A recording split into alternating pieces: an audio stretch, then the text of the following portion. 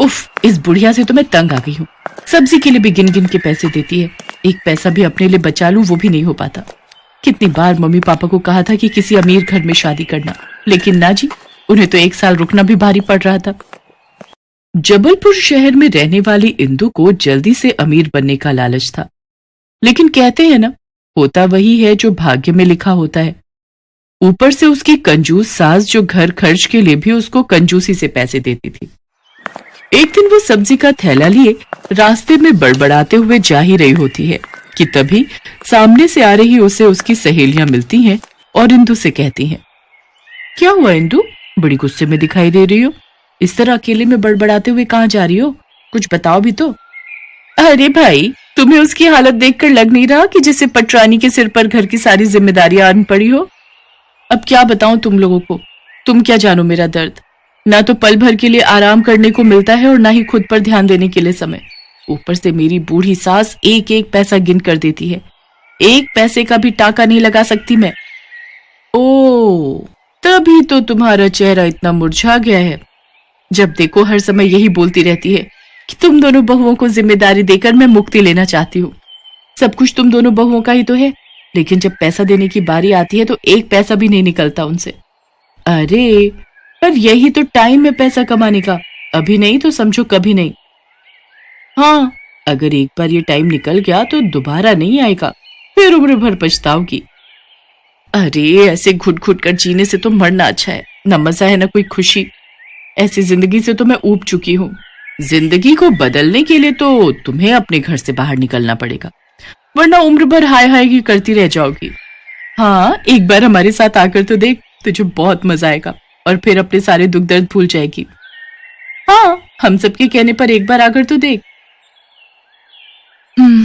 ठीक है, अगर तुम सब इतनी जिद कर रही हो तो घर से निकलकर मुझे देखना ही होगा। तो फिर ठीक है, हम सब सहेलियां हर दोपहर को मेरे घर पर मिलते हैं। कल तुम भी आ जाओ, खूब मजा आएगा, खूब सारी बातें करेंगे और मस्ती करेंगे, फिर देखना कितना मजा आएगा। हाँ, तो फिर पक्का कल दोपहर को हम सब मिलेंगे, बहुत मजा आएगा। और फिर अगले दिन घर का सारा काम निपटा कर इंदु घर से निकलने के लिए तैयार हो जाती है। हाँ, चलो अच्छा है, अब खा पीकर सब लोग आराम करने अपने अपने कमरे में चले गए हैं।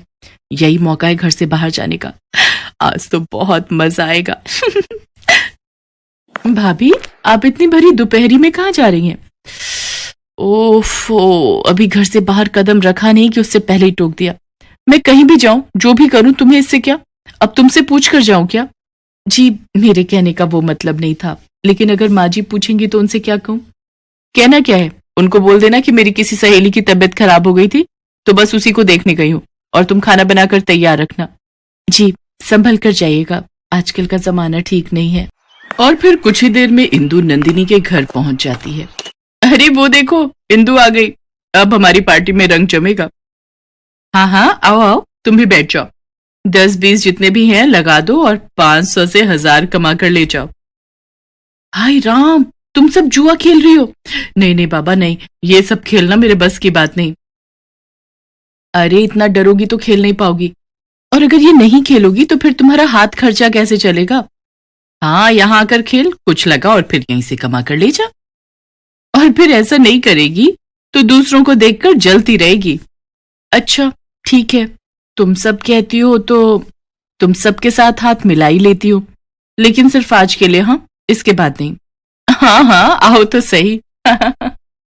और फिर इसके बाद इंदु उन तीनों के बहकावे में आकर जुआ खेलने बैठ जाती है और देखते ही देखते 5 बार बाजी जीत लेती है। लेकिन वो इस बात से अनजान होती है कि ये उन तीनों की एक सोची समझी साजिश थी। अरे वाह, आज तो मैं 5 बार बाजी जीत गई, लेकिन मुझे काफी देर हो गई, अब मुझे जाना होगा।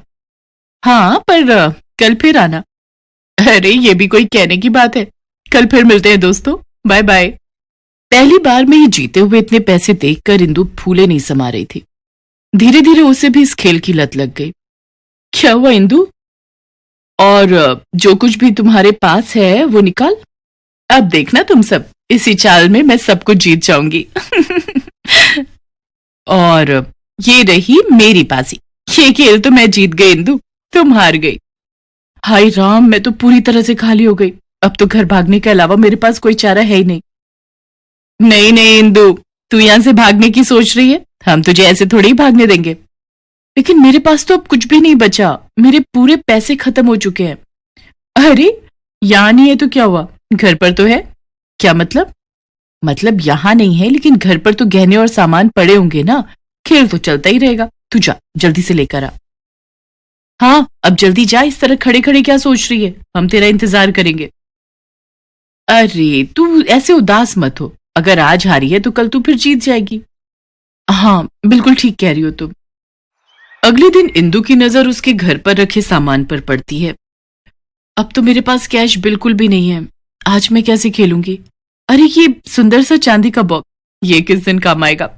इस वक्त यहाँ कोई नहीं है, यही सही मौका है इसे उठाने का। उसके बाद घर वालों को मैं कोई और बहाना सुना दूंगी। अरे ये कीमती चांदी की मूर्तियां और महंगा फूलदान तो रह ही गया, इसे भी उठा लेती हूँ और जल्दी से अपने बैग में डाल लेती हूँ। इसके बाद इंदु जोर जोर से चिल्लाते हुए कहती है, हाय राम ये क्या हो गया, चोरी हो गई घर में। इसीलिए मैं बोलती हूँ काम वाली बाई को मत रखो, लेकिन मेरी सुनता कौन है। अरे क्या हुआ बड़ी बहू, इतनी जोर जोर से चिल्ला क्यों रही है। अरे मैं क्या खुशी से चिल्ला रही हूँ, ये देखिए यहाँ पर जो चांदी का बॉक्स था वो गायब है, चांदी की मूर्तियां और महंगा फूलदान गायब है, और ना जाने क्या क्या गायब होगा इस घर से। अरे हाँ माँ, सब यही तो था, कहाँ गया सब। अब सामान के कोई हाथ पैर या पंख तो होते नहीं कि उड़कर चले जाएंगे, कोई लेकर गया है तभी तो गायब है। लेकिन कौन लेकर जाएगा। काम वाली बाई ही लेकर गई होगी, और कौन लेकर जाएगा। लेकिन ये हुआ कैसे, ये तो बहुत चिंता की बात है। नहीं माँ जी आप चिंता मत कीजिए, चोर आज नहीं तो कल जरूर पकड़ा जाएगा। इसके बाद इंदु चुपके से वो सामान लेकर नंदिनी के घर पहुंचती है। जुए में वो भी हार जाती है।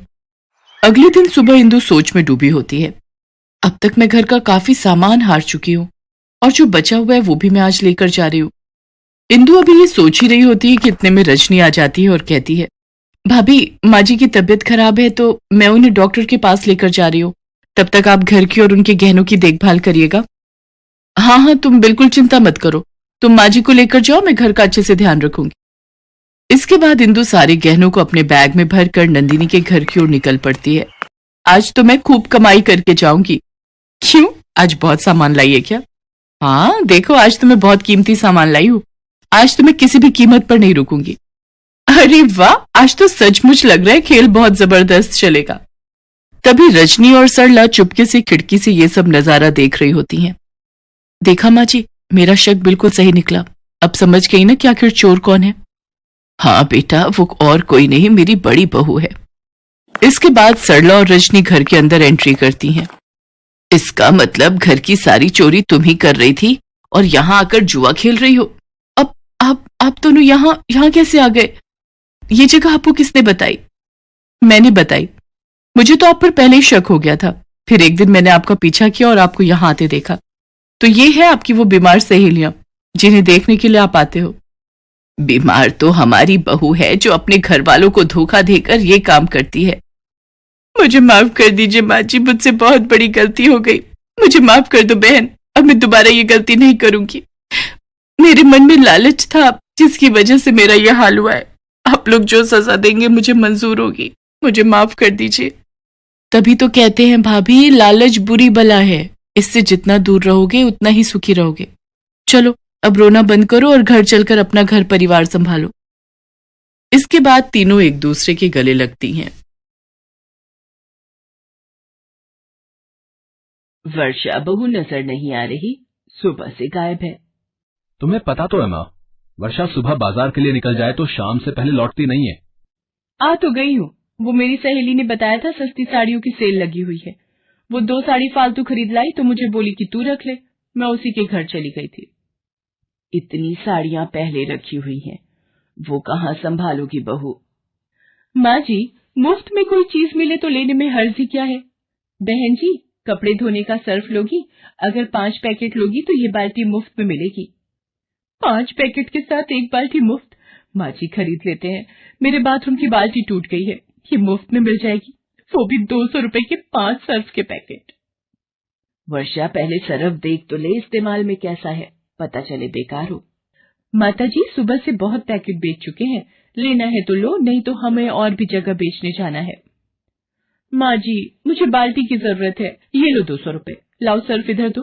कपड़े तो धोने ही है, अभी इस नई बाल्टी में ही डुबो देती हूँ। अरे, ये सर्फ में झाग क्यों नहीं बन रहा? ये क्या? ये तो मामूली पाउडर है और ये बाल्टी मानो अभी चटक जाएगी। और करो लालच। ये कहानी है वर्षा की, जो अपने पति विनोद और सास ससुर के साथ जबलपुर में रहती थी। वर्षा का 3 साल का एक बेटा भी था जिसका नाम वंश था। वर्षा स्वभाव से बहुत लालची थी। मुफ्त में कुछ भी मिल जाए बस, उसकी इस आदत से घर के सभी लोग परेशान थे। एक दिन, विनोद, ये देखना, मेरी सहेली ने मुझे मोतियों की ये माला दी है, कैसी लग रही है? वो पहनती नहीं थी, मैंने कहा मुझे दे दे। अच्छी है, पर ऐसे हर बार तुम किसी न किसी सहेली के घर जाती हो और कोई ना कोई चीज लेकर आती हो, अच्छा नहीं लगता। विनोद, तुम खुद तो कभी कुछ लाकर देते नहीं हो और मेरी सहेलियां दें तो तुम्हें बुरा लगता है।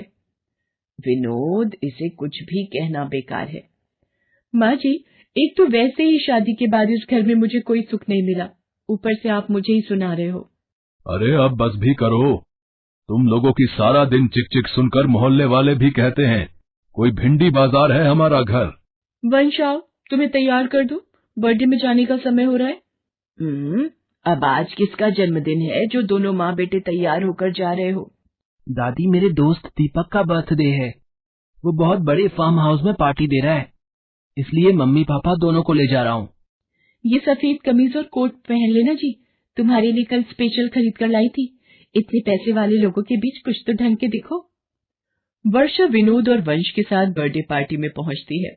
वहां पर उसे उसकी सहेली मीनल मिल जाती है। अरे वर्षा, और बता कैसी है? कोई बड़े दिनों बाद मिलना हुआ। ये तो तूने वही साड़ी पहनी है ना जो मैंने तुझे सस्ते दामों पर बेच दी थी। यहाँ तो चुप हो जा मीनल, वो तो काफी पुरानी बात हो गई, किसी ने सुन लिया तो। वर्षा, जरा इधर आना। देखा, मैं तभी बोल रहा था, यूं लालच में आकर बिना सोचे समझे कुछ भी खरीदती रहती हो। मम्मी, मुझे भी इस साल अपना बर्थडे ऐसे ही फार्म हाउस पर मनाना है। इतनी धूमधाम से जन्मदिन मनाना बेटे तेरे पापा के बस की बात नहीं है, भूल जा। किसी बड़े खानदान में पैदा हो जाता तो शायद ऐसा धूमधाम वाला जन्मदिन मना पाता। चलो, काफी देर हो गई है, ऑटो भी नहीं मिलेगा। क्या हुआ वंश बेटा, दीपक के साथ कुछ देर और खेल लो। बस सर, ऑटो मिल जाए तो टाइम से घर पहुंच जाएंगे। इसमें चिंता की क्या बात है, मैं अभी ड्राइवर को बोलता हूँ, वो आप लोगों को छोड़ आएगा। अरे नहीं सर, आप परेशान। वो हमारी गाड़ी ठीक होने गई है, इसलिए हम कैब करके आए थे, अब हो नहीं रही तो ऑटो। विनोद, जब मिस्टर अरोड़ा इतना जोर दे रहे हैं तो चल लेते हैं। बड़ी गाड़ी में बैठने का अलग ही मजा है और ऑटो के पैसे भी बच जाएंगे। वर्षा विनोद को जबरदस्ती मिस्टर अरोड़ा की गाड़ी में चलने के लिए कहती है और मजबूरी वश विनोद को उसका कहना मानना पड़ता है। जब से वर्षा बड़ी गाड़ी में बैठकर आई थी, तब से ना जाने रोजाना कौन से सपनों में खो जाती थी। ऐसे ही एक दिन, काश इतनी बड़ी गाड़ी हमारे पास भी होती तो उसमें सचमुच कितना मजा आता। आलीशान घर, बड़ी गाड़ी, दौलत, शोहरत, सब कुछ हो तो कितना मजा आए जिंदगी जीने का। बेटी, दौलत शोहरत से खुशियां नहीं खरीदी जा सकती। आप कौन हो जो मुझे ये उपदेश दे रहे हो? और कौन कहता है पैसा सारी खुशियां नहीं देता? अगर मेरे पास भी पैसा हो तो मैं तो बस खुशी खुश रहूं। अच्छा, चलो एक काम करो, मैं तुम्हें नोट छापने की एक मशीन दूंगा, पर वो एक जादुई मशीन होगी जो रोजाना घर में से कोई भी एक चीज लेकर बदले में तुम्हें नोट देगी। लेकिन याद रखना, मशीन रोजाना नोट देती है, इसलिए एक दिन भी तुमने उस मशीन को कुछ नहीं दिया, फिर वो तुम पर हावी हो जाएगी। बाबा, मुझे तो रोजाना ही नोट चाहिए, मुझे इसमें कोई परेशानी नहीं है, बस आप मुझे जल्दी से वो नोट छापने की मशीन दे दो, फिर तो मेरी सारी परेशानियां दूर हो जाएंगी। साधु वर्षा को नोट छापने की मशीन दे जाता है। कौन था वर्षा, इतनी देर से दरवाजे पर क्यों खड़ी थी? ये देखो माँ जी, एक साधु बाबा मुझे ये नोट छापने की मशीन दे गए हैं। अब रोजाना ये मशीन किसी भी एक चीज के बदले नोट देगी। ये तो कहीं नहीं सुना, तू तो लग रहा है दिन में सपने देख रही है और जादू और चमत्कार की बातें कर रही है। माँ जी मैं सच कह रही हूँ, रुको मैं आपको इस मशीन में से नोट निकाल कर दिखाती हूँ। ये देखो मैंने इसमें ये रुमाल डाला और अभी देखना नोट बाहर आएंगे। हाँ, ये तो कमाल हो गया वर्षा बहू, इस मशीन में तो नोट छपकर बाहर आ रहे हैं। सुनो जी, ये देखो वर्षा बहू को एक साधु बाबा नोट छापने की मशीन ये मशीन तो सच में नोट छाप रही है। बाबूजी अब आप देखते जाओ, हम लोग कुछ ही दिनों में करोड़पति बन जाएंगे। नोट छापने की मशीन देखकर विनोद न जाने किस चिंता में था। वो वर्षा से बोला, वर्षा मुझे कुछ ठीक नहीं लग रहा है। इस तरह से मशीनों में कोई चीज डालकर नोट निकालना गलत है। मुझे तो इसमें कोई राज छुपा दिखाई पड़ता है। ऐसा ना हो ये लालच तुम्हें ले डूबे और कहीं तुम्हें पछताना न पड़े। अरे पछताऊंगी क्यों, जब रोजाना नोट हाथ में आएंगे तो फिर तो मानो रोज दिवाली। आओ माँ जी आओ, आओ माँ जी, आज हम ढेर सारी शॉपिंग करने चलते हैं। मुझे कुछ चीजें दे दो ताकि मशीन में से नोट निकाल सकूं। मम्मी मुझे भी ढेर सारे महंगे खिलौने खरीदने हैं। मेरे दोस्त दीपक के पास बहुत बढ़िया और महंगे खिलौने हैं। ठीक है, आज तुम जितने मर्जी खिलौने खरीद लेना, मेरे पास बहुत पैसे हैं जो कभी खत्म नहीं होंगे। इस तरह वर्षा ने पैसे आते ही घर का नक्शा बदल दिया। नया घर, गाड़ी, धन दौलत सब कुछ उसके पास आ गया। एक दिन, हेलो मीनल, मेरे बेटे वंश का हैप्पी बर्थडे है, तो तुम्हें भी आना है। बहुत बड़े 5 स्टार होटल में पार्टी दे रही हो। ठीक है, बाय। वर्षा, ये क्या, तुम वंश के जन्मदिन की पार्टी दे रही हो? अरे आज जब हमारे पास पैसों की कोई कमी नहीं है तो हम अपने वंश का जन्मदिन बहुत धूमधाम से मना सकते हैं। वर्षा वंश के जन्मदिन की तैयारियां कर रही थी।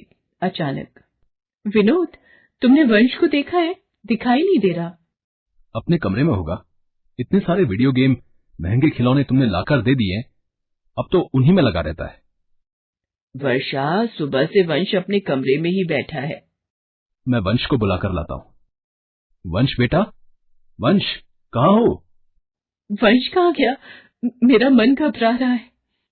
ऐसे घर से कहाँ जा सकता है? इधर उधर जरा पड़ोस में ढूंढो। आज जन्मदिन पर हमारे पैर छूने भी नहीं आया, नहीं तो सबसे पहले उठकर हमारे पास आता है। ये नोट मशीन में वंश की टी शर्ट कैसे नजर आ रही है? वंश, वंश, इसका मतलब नोट मेरे वंश को खा गई। क्या हुआ, रोने क्यों लगी? विनोद, मुझे साधु बाबा ने बोला था अगर इस नोट मशीन में एक भी दिन कुछ नहीं गया तो ये हम पर हावी हो जाएगी, और ऐसा ही हुआ। आज मैंने मशीन का इस्तेमाल नहीं किया तो इस मशीन ने खुद से मेरे वंश को अपने में ले लिया, और ये देखो बदले में नोट छपे हुए। मेरे बच्चे के बिना मैं क्या ऐश करूंगी। वर्षा रोने लगती है, पर नोट वाली मशीन वर्षा के पति विनोद, सास और ससुर तीनों को खींच लेती है और बदले में ढेर सारे नोट मशीन से बाहर आ जाते हैं। ये नहीं हो सकता, मैं अपने परिवार के बिना ये सब धन दौलत क्या करूंगी। मेरी असली दौलत तो मेरा परिवार है। साधु बाबा आप सही कह रहे थे, मुफ्त का धन खुशी नहीं देता, मेहनत से जितना भी कमाओ खुशी देता है। बाबा ये मशीन वापस ले लो, मुझे मेरे अपने दे दो, मैं कभी लालच नहीं करूंगी। नोट मशीन मेरे परिवार के लोगों को वापस कर, नहीं तो मैं तुझे तोड़ दूंगी। हे भगवान, इसके दिन में देखने वाले सपनों ने तो दिमाग खराब किया हुआ है, तभी नींद में सब कुछ फेंक रही है। वर्षा, ओ वर्षा, आज वंश का जन्मदिन है, उसके दोस्त आते ही होंगे। भटूरे का आटा तैयार कर दिया है, जाकर छोले बना ले। विनोद केक लेने गया हुआ है और तेरे बाबूजी वंश के साथ गुब्बारे फुलाने में लगे हुए हैं। ये सपना था, मेरे अपने मेरे पास है। माँ जी इधर आना, आज आपको गले लगाने का मन हो रहा है। आज इतना लाड क्यों दिखा रही है? कहीं इसलिए तो नहीं छोले भी मैं ही बना दूं? मेरी प्यारी सासू माँ,